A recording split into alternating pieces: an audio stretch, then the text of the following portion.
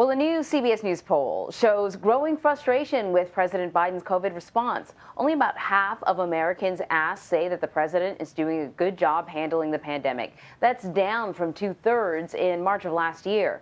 The president's chief of staff says the administration has made historic progress, but the pandemic is still a challenge. So we want to bring in Dr. Rajeev Fernando to talk a little bit more about COVID and the Omicron variant here in the U.S. He's an infectious diseases doctor and disaster medicine fellow at Harvard Medical School. Thanks for joining us this morning. So you heard the polls. People are not happy with the way the Biden administration has been handling the pandemic, particularly since the Omicron surge.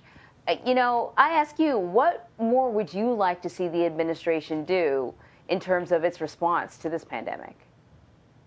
Good morning, Anne-Marie and Vladimir. So happy to be back on the show.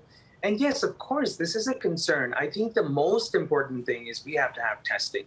Now, the president, as of January 19th, has announced that one can go online to covidtests.gov and order these tests. They can be delivered to your homes. One can order up to 4 tests and they'll be delivered to your home. However, there's a problem. It takes about 7 to 12 days to actually get these tests delivered. The biggest thing we have, the biggest issue in this country we have right now is to know whether you have COVID-19, and that's when you go from there. So if we don't know, that's a big problem with regards to going to work, things of that. It's a big problem for this, for President Biden. The one big thing, Anne-Marie, is no one could have predicted that this Omicron strain would have come in so quickly and just caused devastation across the country right now.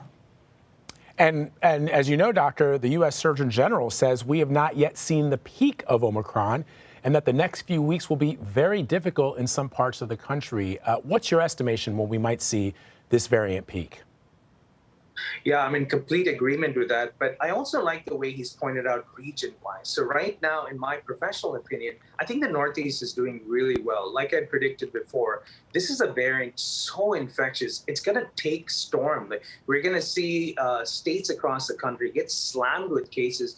And as fast as the vertical rise up, you're going to have the same situation with decrease of cases. So about 10 days ago, New York City was averaging about 90,000 cases every day, and now it's down to about 30, 35,000. So different parts of the country will have their surges. I'm very happy about the Northeast, New York City, Boston, Philadelphia. All these cases are going down, and that's reassuring. I really jumped up when I saw these numbers. But the other parts of the country, we're seeing big cases in Indianapolis, Utah, Kentucky. They're going to have to go through this period of pain and difficulty. But in my professional opinion, I really think the United States will be in a much better position by the end of February. And March will be a time where we're trying to clean up the situation. But I really think by end of February, the United States will be in a much better situation.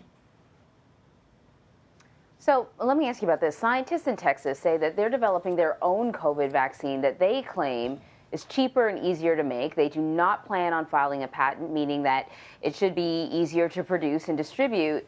How was this shot developed? Just can you give us some information, and what data have these researchers released so far, if any?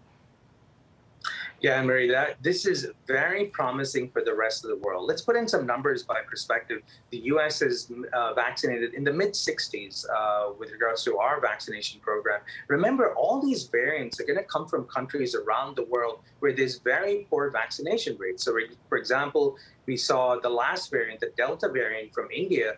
At that time, there's only 10% of the country vaccinated. Now, let's talk about the Omicron variant from South Africa. At that time, they're only 22% vaccinated. So it's very important to understand that vaccines like this from Texas are game changers. First of all, they're much cheaper. They don't have the refrigeration. And what I'm really excited about is actually they don't have any patents, so countries can develop them.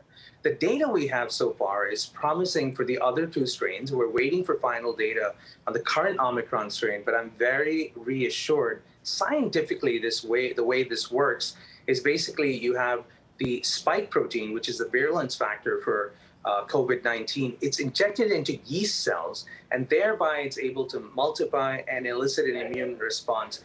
very, very exciting times in the world if we can get this vaccine going.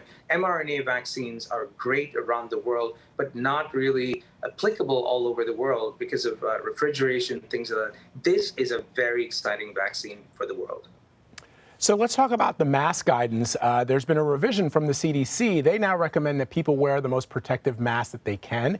The agency stopped short of recommending N95 masks. It's interesting because I understand, and I think most people understand, that as we learn more about the variants, as we learn more about COVID-19, which we didn't know existed, at least not this variant, the original COVID-19 back in March of 2020, that the science is evolving, or the understanding is evolving. And so that means that back then we were told we can wear all types of masks, and you saw people walking around with cloth masks. You know, people even wore buffs, right? But now the CDC, 2 years in, is saying if you can get your hands on an N95 or a K95, do that. I mean, what's your understanding of why that has changed? Great question, Vlad. And let's go back to 2020 when there was a shortage of masks. That was a different time.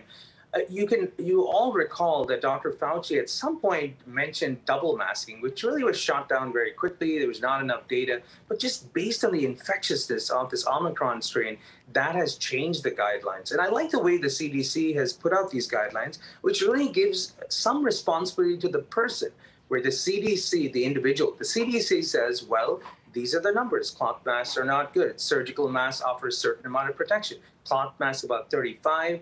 The surgical mask in the 60s. When you double mask, it's better. But N95s are the best, and they've given the individual responsibility to do this. And I love the way they've approached. They've fumbled in a lot of recent approaches, but I really like the way the CDC puts this out. We have enough N95 masks in America, and this is a good recommendation from the CDC. All right, Dr. Rajeev Fernando, always great to see you, doctor. Thank you very much. Thanks for having me. Get vaccinated, America. Thank you.